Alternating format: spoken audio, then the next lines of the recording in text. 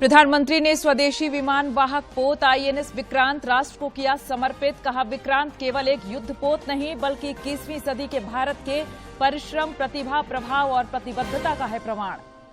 राज्य मंत्री परिषद ने पुरानी पेंशन योजना को लागू करने के प्रस्ताव को दी मंजूरी। राज्य के लगभग 1.25 लाख अधिकारियों और कर्मचारियों को मिलेगा लाभ।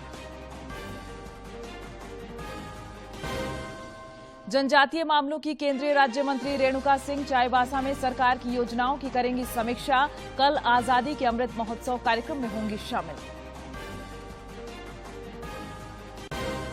और जैक की 11वीं का परीक्षा परिणाम जारी। 93% परीक्षार्थी सफल। धनबाद जिला रहा अव्वल, रांची 16वें स्थान पर।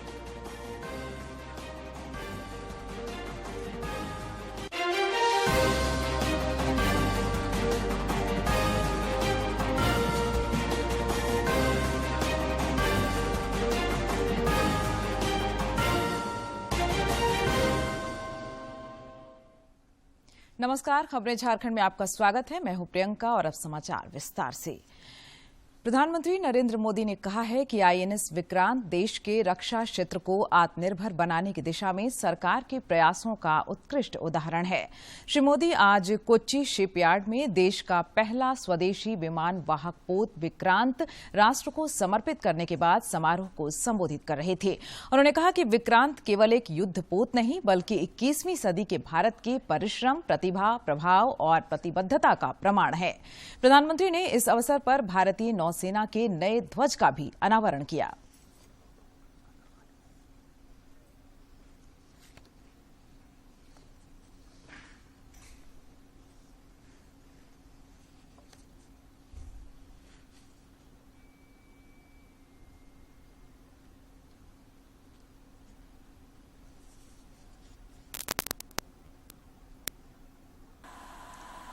आईएनएस विक्रांत पर हो रहा ये आयोजन विश्व क्षितिज पर भारत के बुलंद होते हौसलों की हुंकार है। आजादी के आंदोलन में हमारे स्वतंत्रता सेनानियों ने जिस सक्षम, समर्थ और शक्तिशाली भारत का सपना देखा था, उसी एक सशक्त तस्वीर आज हम यहां देख रहे हैं। विक्रांत विशाल है, विराट है, विहंगम है।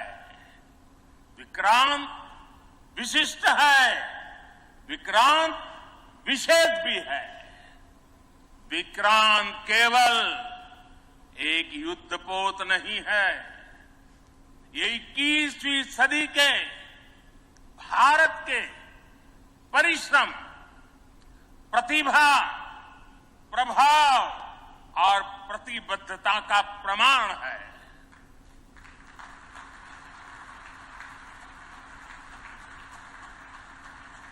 यदि लक्ष्य दुरंत है, यात्राएं दिगंत है, समंदर और चुनौतियां अनंत है, तो भारत का उत्तर है विक्रांत।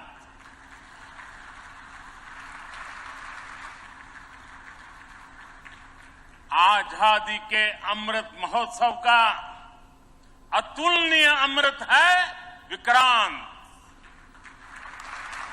आत्मनिर्भर होते भारत का अद्वितीय प्रतिबिंब है विक्रांत।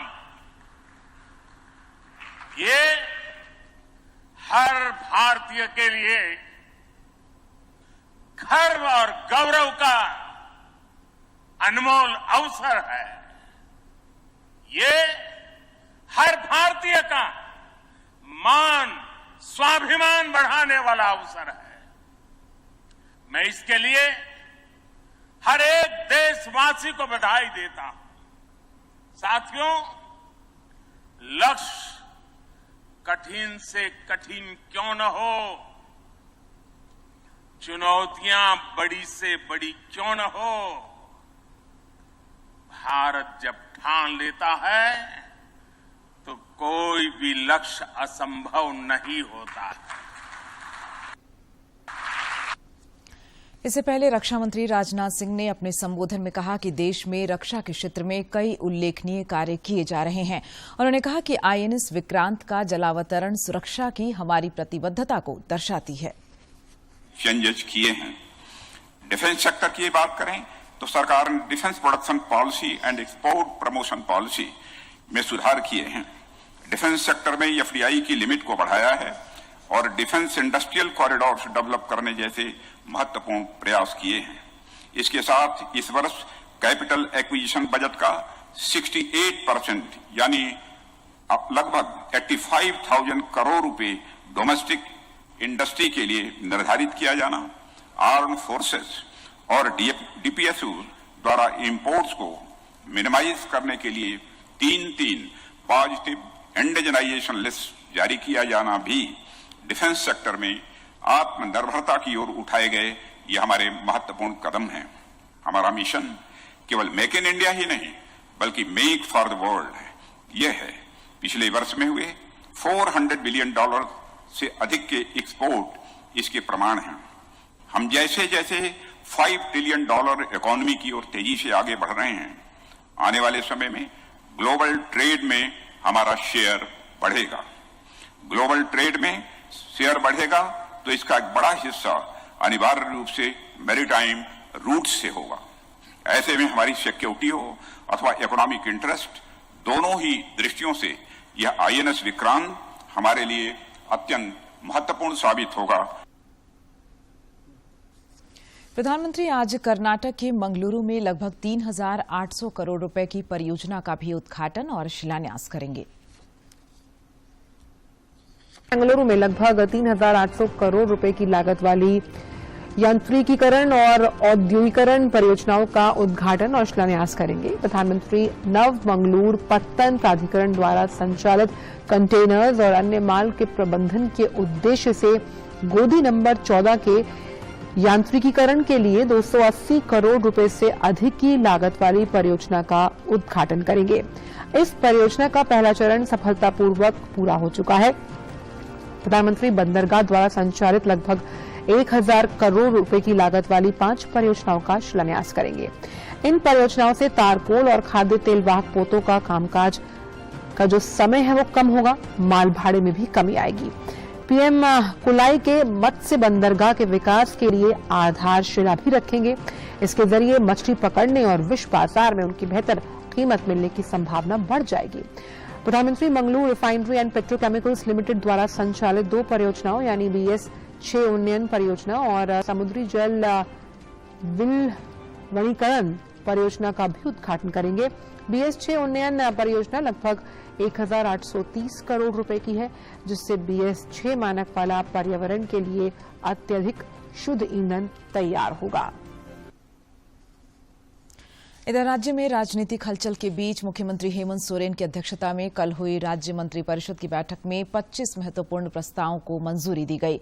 बैठक के बाद कैबिनेट सचिव वंदना दादेल ने पत्रकारों को बताया कि 5 सितंबर को झारखंड विधानसभा का विशेष सत्र आहूत किया जाएगा। बैठक में पुरानी पेंशन योजना के प्रस्ताव को मंजूरी दी गई, जिसका लाभ 1 सितंबर 2022 के प्रभाव से मिल सकेगा। इससे राज्य के करीब 1.25 लाख अधिकारियों और कर्मचारियों को लाभ मिलेगा।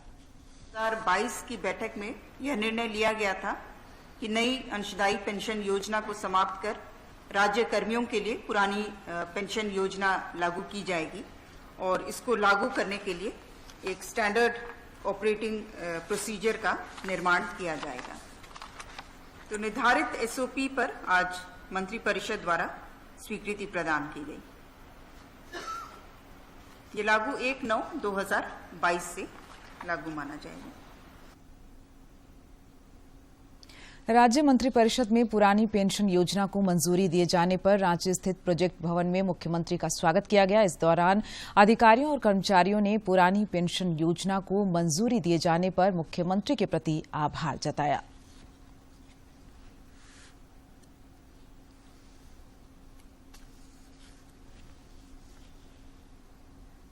राज्य सरकार ने मुख्यमंत्री गंभीर बीमारी योजना की राशि को बढ़ाकर 10 लाख रुपए करने के प्रस्ताव को मंजूरी दे दी है। इसके अलावा इस योजना के तहत असाध्य रोगों की सूची में कई अन्य बीमारियों को भी जोड़ दिया गया है। अब असाध्य रोगों की संख्या 4 से बढ़ाकर 17 करते हुए सूचीबद्ध किया गया है। स्वास्थ्य मंत्री बन्ना गुप्ता ने बताया कि plastic surgery, bone marrow, brain haemorrhage समेत अन्य बीमारियों को भी शामिल किया गया है। अभी हम लोगों ने ओल्ड पेंशन स्कीम भी लागू करने का काम कर रहे हैं। सहायक पुलिस कर्मियों को 1 साल का हम लोगों ने बढ़ा दिया। हमारा 10 लाख रुपया जो स्वास्थ्य का था 5 की जगह 10 लाख कर दिया गरीब के लिए। ये सरकार लोकप्रिय सरकार है और वही देख के भाजपा को पेट में दर्द हो रहा है। जनजातीय मामलों की केंद्रीय राज्य मंत्री रेणुका सिंह 3 दिवसीय झारखंड दौरे पर हैं। इस क्रम में वे आज चाईबासा में वरीय पदाधिकारियों के साथ केंद्र प्रायोजित योजनाओं की समीक्षा करेंगी। वहीं कल आजादी के अमृत महोत्सव कार्यक्रम में शामिल होंगी। पत्रकारों से बातचीत में श्रीमती सिंह ने केंद्रीय एजेंसियों के दुरुपयोग के आरोप को पूरी तरह से निराधार बताया। उन्होंने कहा कि जो लोग भ्रष्टाचार करते हैं, एजेंसियां उन्हीं के खिलाफ काम करती हैं। लोकसभा की जिम्मेदारी दी गई है और मुझे भी इस झारखंड के वेस्ट सिंहभूम और महाराष्ट्र के लिए लोकसभा की जिम्मेदारी दी गई है। मैं पहली बार आज इस लोकसभा क्षेत्र में आई हूँ और जो लोकसभा कोर कमेटी है, विधानसभा कोर कमेटी है, हमारे जितने भी पदाधिकारी हैं, मंडल अध्यक्ष हैं, जितने भी मोर्चा प्रकोष्ठ है, उन सभी पदाधिकारियों से, नेताओं से, कार्यकर्ताओं से बातचीत कर रही हूँ कि हमने विधानसभा कैसे हारा, लोकसभा कैसे हारा, तो उसकी समीक्षा और आने वाले विधानसभा लोकसभा चुनाव को जीतने के लिए हम नई रणनीति बना रहे हैं। देश भर में पिछले 24 घंटे के दौरान कोविड के 6,168 नए मामले सामने आए हैं, जबकि इस अवधि में 9,685 संक्रमित स्वस्थ भी हुए हैं। केंद्रीय स्वास्थ्य मंत्रालय के अनुसार देश में कोविड के 59,210 मामले सक्रिय हैं। 98.68% हो गया है। वहीं साप्ताहिक पॉजिटिविटी रेट वर्तमान में 2.51% दर्ज किया गया। दैनिक पॉजिटिविटी रेट 1.94% दर्ज किया गया। इधर झारखंड में भी कोरोना से जंग जारी है और पिछले 24 घंटे के दौरान अनेक कोरोना वीरों ने इस महामारी को शिकस्त दी है। रांची में इस अवधि में 4 नए मरीजों की पुष्टि हुई, जबकि 9 मरीजों ने कोरोना को हराया। जिले में अब कोरोना के 32 एक्टिव केस शेष हैं। कोरोना के खिलाफ जारी जंग में देश में टीकाकरण अभियान तेज गति से जारी है। केंद्रीय स्वास्थ्य मंत्रालय के अनुसार देश में अब तक कुल 2 अरब 12 करोड़ 80 लाख से अधिक कोविड रोधी टीके लगाए जा चुके हैं। देश में अब तक 212 करोड़ 75 लाख से अधिक टीकों की खुराक दी जा चुकी है। पिछले 24 घंटों में 22,40,000 से अधिक कोविड टीके लगाए गए। टीकाकरण अभियान देश में लोगों की कोविड से सुरक्षा का एक महत्वपूर्ण माध्यम है और इसकी उच्च स्तर पर लगातार समीक्षा और निगरानी की जा रही है। पश्चिमी सिंहभूम जिले के टोकले और सरायकेला खरसावां जिले के सीमावर्ती क्षेत्र स्थित बारूदसाई जंगल में आज सवेरे पुलिस और प्रतिबंधित नक्सली संगठन भाकपा माओवादियों के साथ मुठभेड़ की खबर है। इस मुठभेड़ में 2 माओवादियों के मारे जाने की सूचना है। हालांकि आधिकारिक पुष्टि नहीं हो पाई है। मुठभेड़ स्थल सरायकेला खरसावां जिले में स्थित है। वहीं पश्चिमी सिंहभूम जिले से भी सीमा क्षेत्रों में सुरक्षा बल को भेजा जा रहा है। दुमका शहर के 11वीं की एक छात्रा की 23 अगस्त को जलाकर हत्या किए जाने के मामले में दुमका बार एसोसिएशन की कार्यकारिणी समिति की बैठक हुई। बैठक में फैसला लिया गया कि इस कांड के दोषियों की ओर से दुमका के वकील मुकदमे की पैरवी नहीं करेंगे।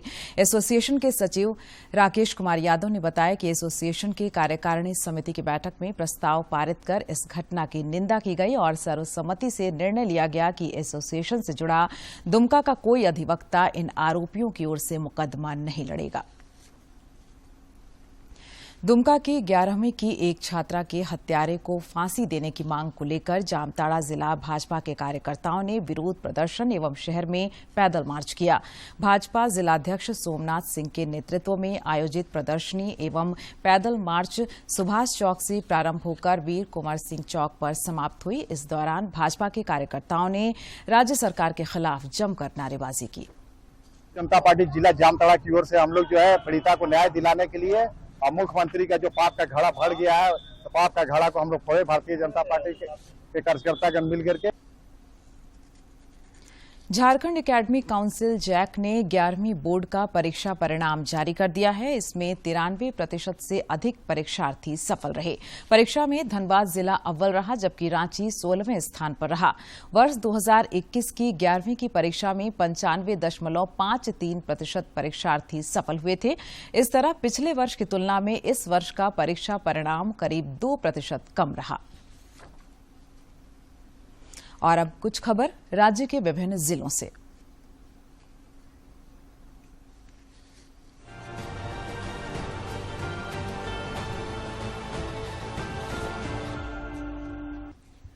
बरसात का मौसम आधे से ज्यादा बीत चुका है। लगातार हो रही बारिश के कारण अब जगह जगह पर जल जमाव शुरू हो गया है।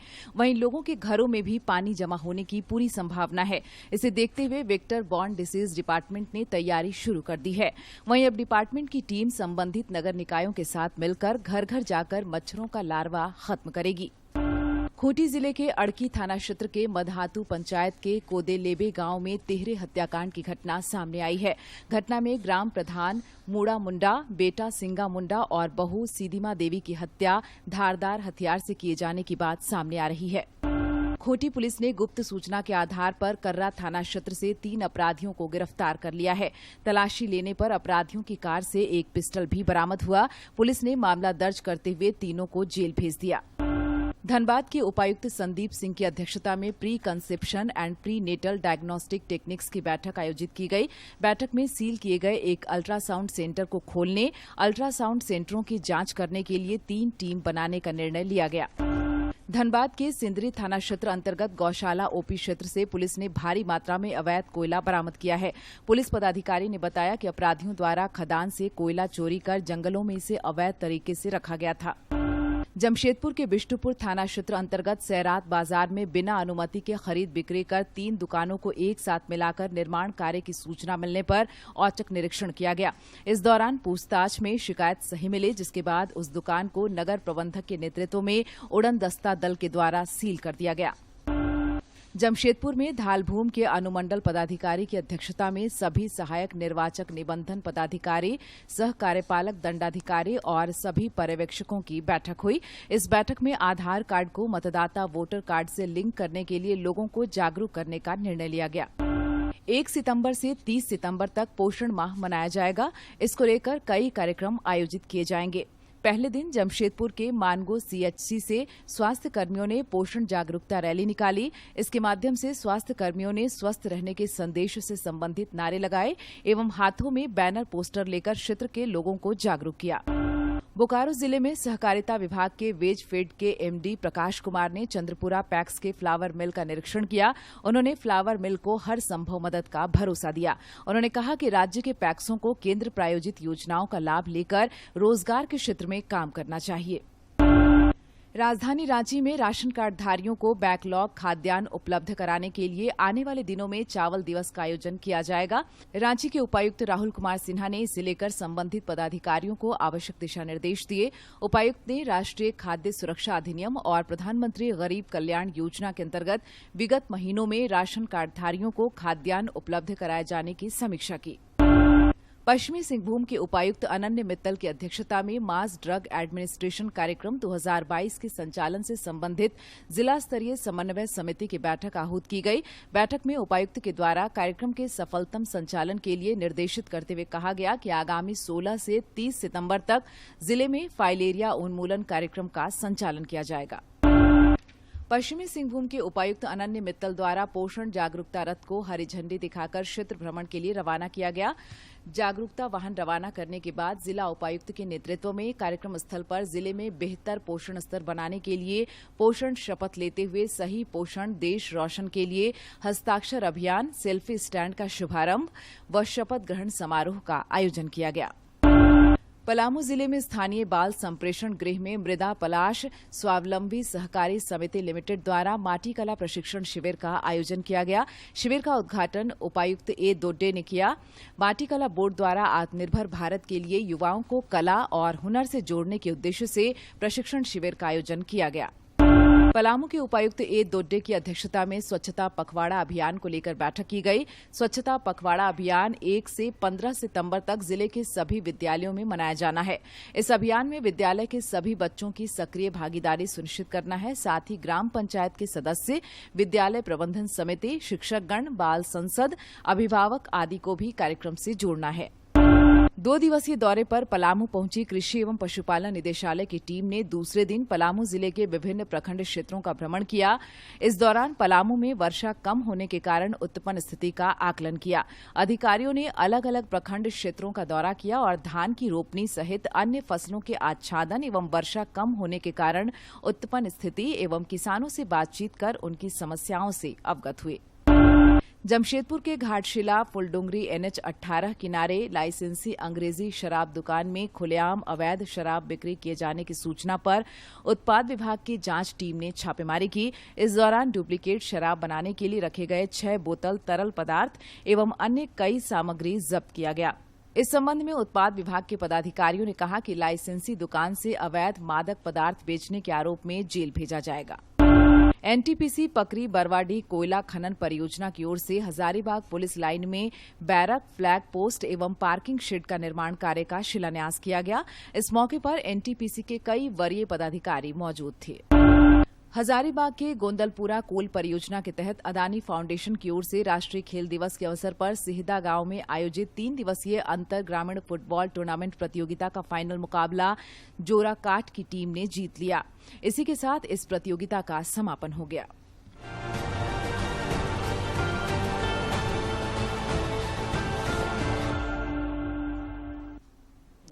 आगे बढ़ेंगे। गुमला के उपायुक्त सुशांत गौरव की अध्यक्षता में खनन टास्क फोर्स समिति एवं कारागृह से संबंधित कार्यों की समीक्षा की गई।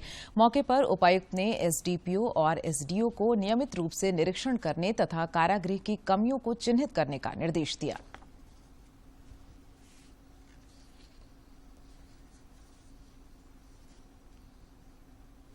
और अब बात मौसम की। राज्य में पिछले 24 घंटे के दौरान कहीं कहीं पर हल्के से मध्यम दर्जे की बारिश हुई। मौसम विभाग केंद्र रांची ने बताया है कि फिलहाल यही हालात बने रहेंगे। राज्य में 1 जून से 1 सितंबर के बीच 7 जिलों में सामान्य बारिश हुई है, जबकि 14 जिलों में कम वर्षापात हुआ है। 3 जिलों में बेहद ही कम बारिश हुई। मानसूनी सीजन में राज्य में अब तक 26% कम बारिश दर्ज की गई है। साहिबगंज जिले में गंगा नदी खतरे के निशान से ऊपर बह रही है। वहीं निचले इलाकों में गंगा का पानी घुसने से 50,000 से ज्यादा आबादी प्रभावित हुई है। नतीजतन इन इलाकों में रहने वाले लोग अपने मवेशियों को सुरक्षित जगहों पर ले जा रहे हैं। केंद्रीय जल आयोग के अधीक्षण अभियंता सुमन कुमार के अनुसार गंगा के जलस्तर में अभी कुछ दिनों तक लगातार वृद्धि दर्ज की जाएगी।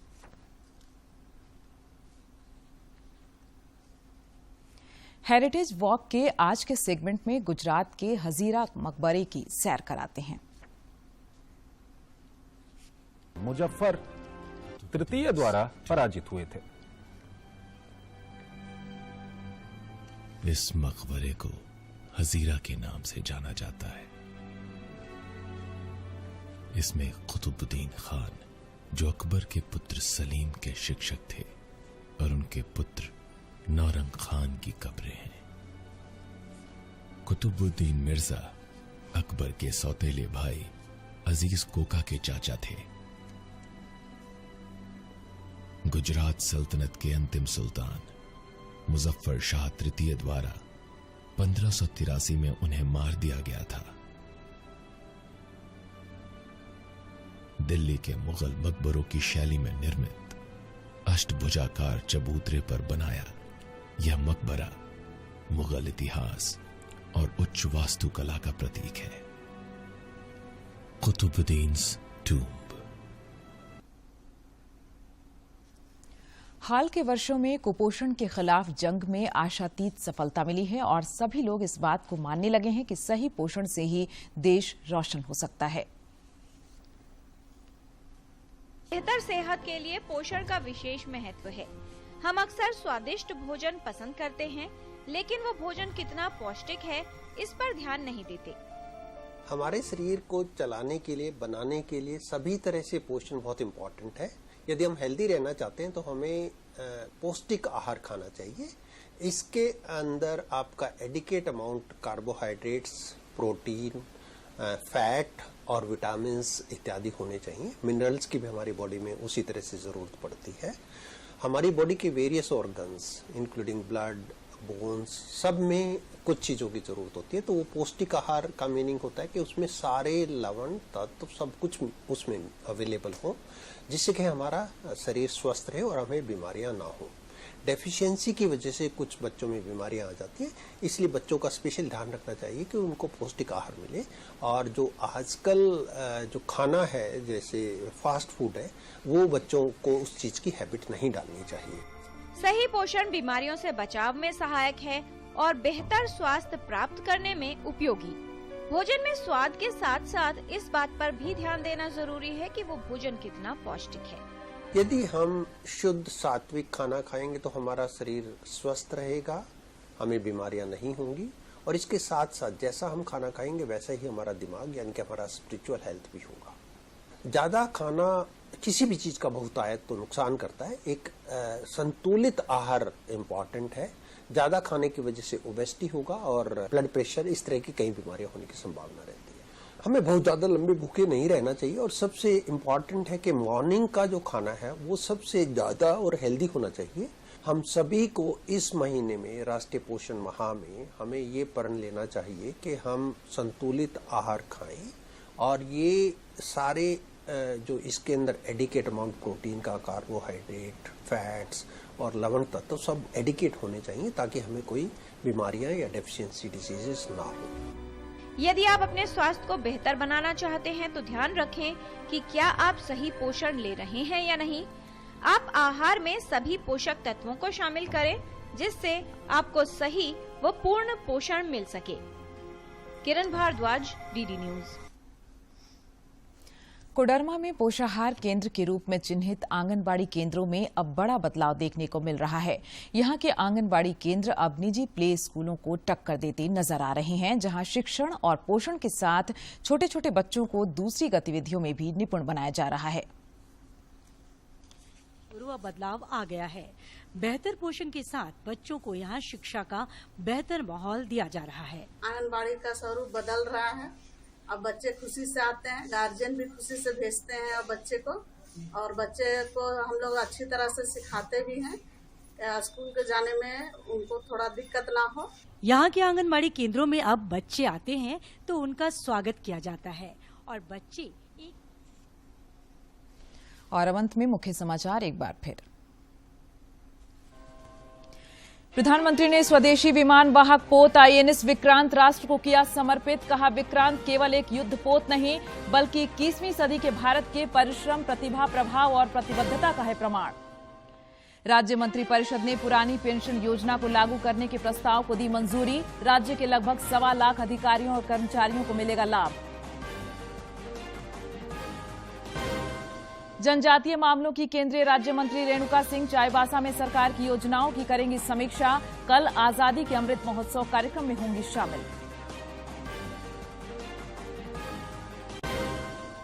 और जैक 11वीं का परीक्षा परिणाम जारी। 93% परीक्षार्थी सफल। धनबाद जिला रहा अव्वल, रांची 16वें स्थान पर।